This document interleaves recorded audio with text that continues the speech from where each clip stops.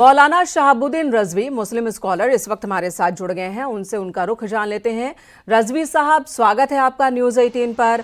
Bill पेश किया जाएगा, समय सब कुछ तय हो गया, समय तारीख सब तय हो गया, विरोधों के बीच ये बिल आ रहा है, तो अब क्या होगा? हमें उम्मीद है कि इंशाल्लाह वक्फ संशोधन बिल पार्लियामेंट में पास हो जाएगा और पास होना भी चाहिए। देखिए, जमाने के हालात, तकाजे और ज़रूरतें होती हैं, और इससे पहले भी कांग्रेस के दौर में 4 से 5 बार ज़रूरतों के हिसाब से बिल में तरमीम और तब्दील हुई, संशोधन हुआ। आज फिर हालात और तकाजे और ज़रूरतों के तहत मोदी सरकार में भी संशोधन किया जा रहा है। इसमें संशोधन में तरमीम और तब्दील में कोई ज़्यादा कोई परेशानी, दिक्कत की बात नहीं है। और देखिए, मुस्लिम पर्सनल लॉ बोर्ड को छोड़ के, चूंकि जो सुन्नी सूफी बरेलवी मुस्लिम्स हैं वो लोग वक्फ संशोधन बिल के हिमायत में हैं, और मुस्लिम पर्सनल लॉ बोर्ड और उनकी हमनवा तंजीमें, जमातें, वो मुखालफत में हैं। दरअसल मेन बात यह है कि वाकिफ की मंशा के मुताबिक वक्फ की आमदनियों का इस्तेमाल किया जाना चाहिए। मौजूदा जो स्टेट्स के वक्फ बोर्ड हैं, चेयरमैन हैं, मेंबरान हैं, संबंधित अधिकारी हैं, इन लोगों ने करप्शन कर रखा था, और उस करप्शन का खात्मा जरूरी था। और सालों साल से, कोई 15 साल से काबिज है, कोई 10 साल से काबिज है, कोई 20 साल से काबिज है। इन लोगों ने करोड़ों की जमीनों को रेवड़ियों के भाव बेच दिया, खुर्द-बुर्द कर दिया, आलीशान बिल्डिंगें बना ली। तो और इससे होने वाली जो आमदनी थी वो उनकी पॉकेट में जा रही थी। जबकि हमारे बुजुर्गों ने जो वक्फ किया था, ये इस मंशा के तहत वक्फ किया था, इससे होने वाली आमदनी गरीब, कमजोर, लाचार, यतीम और बेवा मुसलमानों पर खर्चा की जाएगी, उनका रखरखाव किया जाएगा, लेकिन अपने उद्देश्यों से भटक रहा था। जो वक्फ के अलग अलग जगहों पे मुतवली रहे हैं, करप्शन की वजह से जो वक्फ के उद्देश्य हैं वो पूरा नहीं हो पा रहे थे। रजवी साहब, जैसा कि आपने बताया कि वक्फ का उद्देश्य होता है कि जो गरीब मुस्लिम हैं, जिन्हें जो ज़रूरतमंद है, उनकी मदद की जाए, लेकिन इस उद्देश्य की पूर्ति नहीं हो पा रही थी।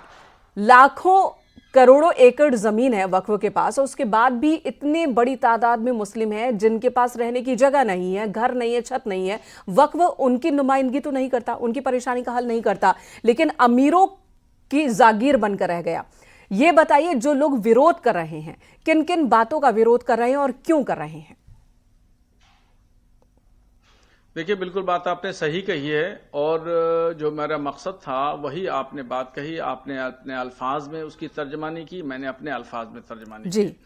दरअसल मुस्लिम पर्सनल लॉ बोर्ड के लोगों को पॉलिटिकल जमातों ने, पार्टियों ने, लोगों ने, सियासी लोगों ने हाईजैक कर लिया, और मुस्लिम पर्सनल लॉ बोर्ड के जरिए पूरे हिंदुस्तान के मुसलमानों को गुमराह किया गया, उनको भड़काया गया, डराया गया, धमकाया गया, और ये कहा गया कि मस्जिदों को खतरा है, और ये बिल पास हो गया तो दरगाहें, खानकाहें, मदरसे, ईदगाह, ये सब छीन लिए जाएंगे। जबकि हकीकतन ऐसा नहीं है, ऐसा कुछ होने वाला नहीं है। न एक मस्जिद छीनी जाएगी, न एक दरगाह, न एक खानका, न एक मदरसा, न कब्रिस्तान, न ईदगाह, कोई भी छीनने वाली नहीं है। बल्कि अच्छे से रखरखाव होगा। जो वाकिफ की मंशा थी, जिस मकसद से हमारे बुजुर्गों ने वक्फ किया था, उस मकसद में खर्चा होगा। यानी गरीब मुसलमानों को डेवलप किया जाएगा, और उनके विकास के लिए, तरक्की के लिए, उनके एजुकेशन के लिए ये पैसे जो है वो खर्चा होंगे।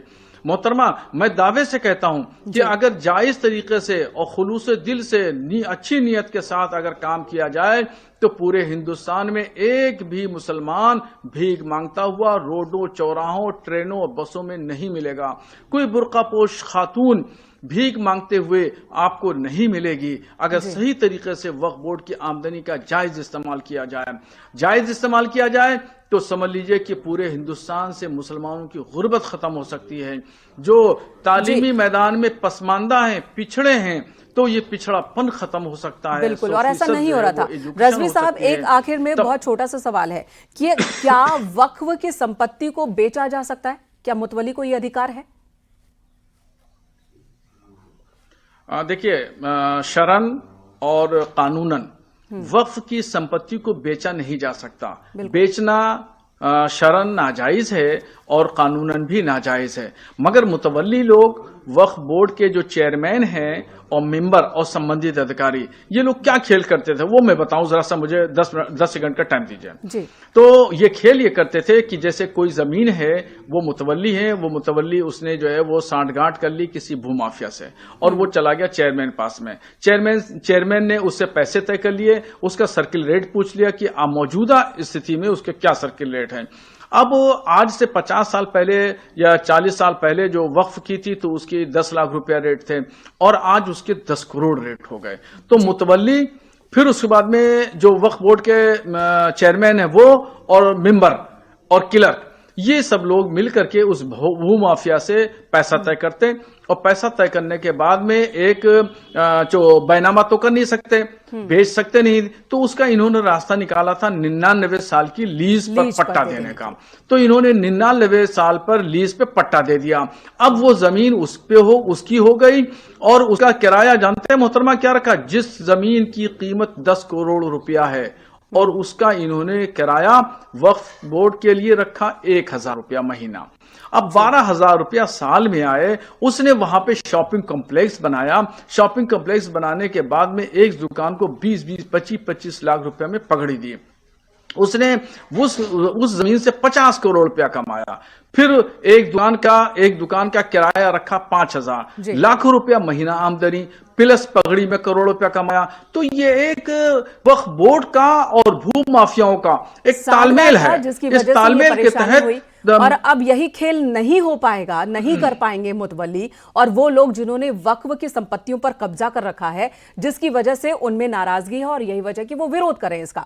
बहुत बहुत धन्यवाद शहाबुद्दीन रजवी साहब न्यूज़ 18 से बात करने के लिए। और इस वक्त हमारे तमाम सहयोगी, दिल्ली से अनूप गुप्ता, लखनऊ से संकेत मिश्रा, वाराणसी उपेंद्र द्विवेदी और मेरठ से निखिल अग्रवाल हमारे साथ हैं। बरेली से रामविलास सक्सेना भी इस वक्त हमारे साथ हैं। सबसे पहले रुख कर लेते हैं लखनऊ का। संकेत, पूरे उत्तर प्रदेश में भी इंतजाम किए जा रहे हैं कि वक्फ बिल आए, पास हो, उसके बाद हालात ना बिगड़े। वहां पर कैसी कैसी इस वक्त घटनाएं चल रही हैं, क्या घटनाक्रम?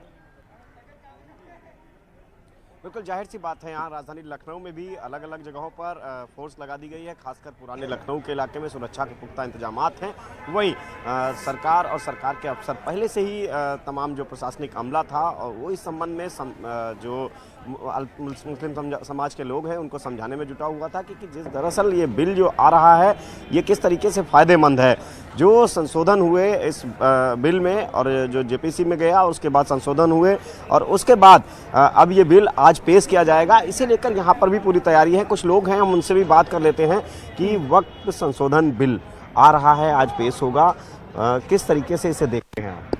देखिए, मेरा मानना है कि भारत में अगर हर आदमी के लिए कोई इंडिविजुअल कानून है, हमारे लिए, आपके लिए, सबके लिए, हम लोग यहाँ खड़े हैं, ये भी सरकार का जगह है। हाँ, सरकार जो चाहती है वो करती है। तो मेरे हिसाब से ये सब कुछ सरकार के अंडर होना चाहिए और कहीं किसी भी जगह किसी एक आदमी का अधिकार नहीं होना चाहिए जिससे वो एक छत्र उनका राज चले। मेरा ही है, अगर हम हिंदू हैं तो हमारे हिसाब से ही ऐसा नहीं होना चाहिए कि एक छत्र मेरा राज हो और हम हर जगह राज करें। बिल्कुल, जिस तरीके से लखनऊ में यहाँ पर जो तमाम लोग हैं वो तैयारियों के लिहाज से अगर देखा जाए, यहाँ इलाके भी चिन्हित किए गए थे। प्रशासन कल से ही तैनात है, यहाँ पे अलग अलग जगहों पर फोर्स तैनात है। राजधानी हमारे साथ मौजूद है। अनूप का रुख कर लेते हैं क्योंकि जो घटनाक्रम केंद्र बिंदु वो दिल्ली ही है आज। अनूप जी, 12 बजे समय तय हो चुका है, सदन के पटल पर रख दिया जाएगा। आंकड़े तो सरकार के पक्ष में ही हैं, लेकिन कोई अड़चन है क्या अब भी? आपको बता दूं कि सरकार के लिहाज से कोई भी अड़चन अब इस बिल को पास कराने पर नहीं है, क्योंकि पहले ये जरूर विपक्ष की तरफ से और कई लोगों की तरफ से ये कहा जा रहा था कि क्या टीडीपी इस बिल का समर्थन करेगी या क्या जेडीयू इस बिल का समर्थन करेगी। तो अब ये साफ हो चुका है कि ये दोनों पार्टियां और साथ साथ एनडीए घटक दल के जो सारी पार्टियां हैं वो इस बिल के समर्थन में खड़ी है। ऐसे में अगर संख्या बल की बात करें तो संख्या बल के हिसाब से आसानी से जो जो है वो सरकार इस बिल को लोकसभा में पास करा सकती है, इसके पास करा लेगी, ये कह सकते हैं। इसके अलावा राज्यसभा में भी इस बिल को आसानी से सरकार पास करा लेगी। सबसे बड़ी बात बता दूं कि आज 8 घंटे का समय तय किया गया है डिस्कशन के लिए। हालांकि विपक्ष की तरफ से कहा जा रहा था कि इस पर 12 घंटे की चर्चा की जाए। कल किरण रिजिजू ने यह साफ कर दिया है कि अगर जरूरत पड़ी तो इस बिल पर ज्यादा भी चर्चा कराई जाएगी, समय को बढ़ाया भी जाएगा। यानी सरकार चाहती है कि सभी राजनीतिक पार्टियां अपने अपने तरीके से अपने विचार दे।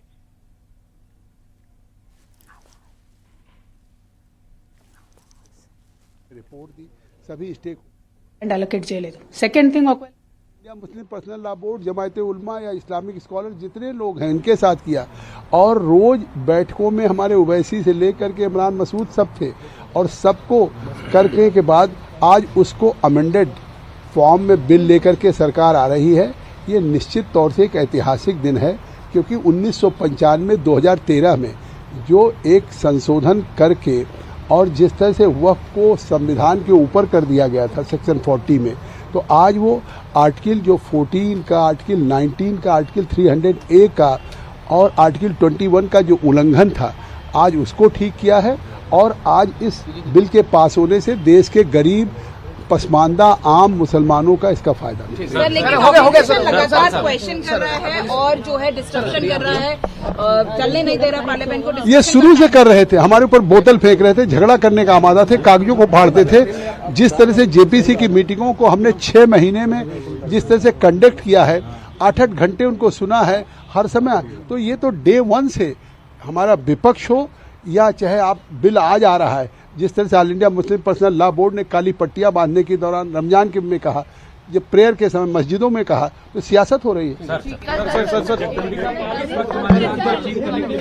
जेपीसी अध्यक्ष जगदम्बिका पाल, उन्होंने बताया कि किस तरीके से 6 महीने तक जेपीसी की बैठकें हुई, विपक्ष को पूरा मौका दिया गया बोलने के लिए, और जो सुझाव दिए गए विपक्ष की ओर से उन्हें माना भी गया है। बावजूद इसके विपक्ष आज विरोध दर्ज करा रहा है, तो बेबुनियाद है तमाम विरोध। जगदम्बिका पाल का कहना है कि बहुत जरूरी है वक्फ संशोधन बिल। पहले भी संशोधन हुआ है और इस बार जो संशोधन हो रहा है वो और पारदर्शिता के लिए ही हो रहा है, इसका विरोध करना गलत है। वाराणसी का रुख कर लेते हैं, उपेंद्र हमारे साथ हैं। उपेंद्र, वहां की तैयारी भी दिखाएं।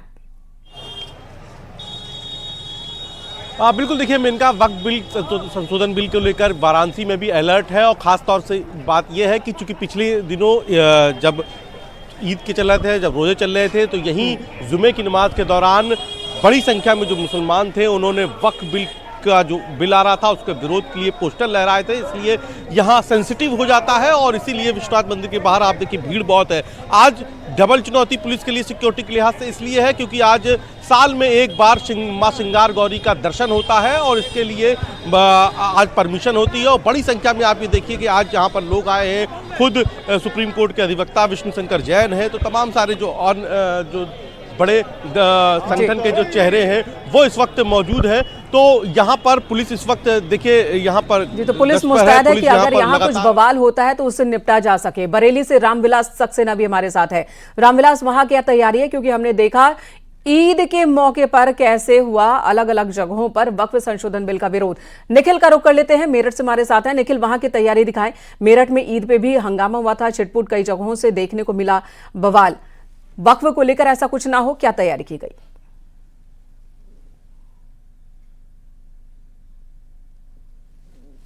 निखिल, आवाज आ रही है आप तक?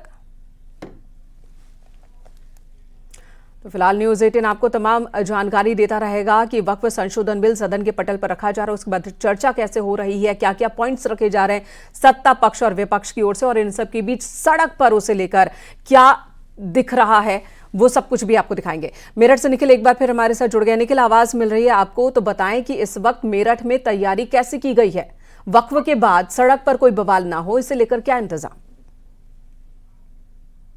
देखिए, वक्फ को लेकर सड़क पर कोई बवाल ना हो, इसके लिए पुलिस प्रशासन मुस्तैद है। जिस तरह की खबरें सामने आ रही थी उसको लेकर ये कहा जा रहा था कि तमाम प्रदर्शन होंगे, लेकिन अभी तक की स्थिति यह है कि कोई प्रदर्शन नहीं है। लेकिन वो लोग इसको जरूर पसंद कर रहे हैं जो वक्फ के इस काले कानून से पीड़ित थे, जो मनमानियां मुतवल्लियों की थी उनसे पीड़ित हैं, वो इसका स्वागत कर रहे हैं और सरकार को धन्यवाद दे रहे हैं कि इस पर कोई रेगुलेटरी एक्ट बनाया जा रहा है, संशोधन किया जा रहा है। और ये पहला मौका होगा जब इनको ठीक से रेगुलेट किया जाएगा। हमारे साथ कुछ लोग यहाँ मौजूद हैं जो इससे पीड़ित भी हैं। ये बताएं कि किस तरीके से सरकार को इसे रेगुलेट करना चाहिए।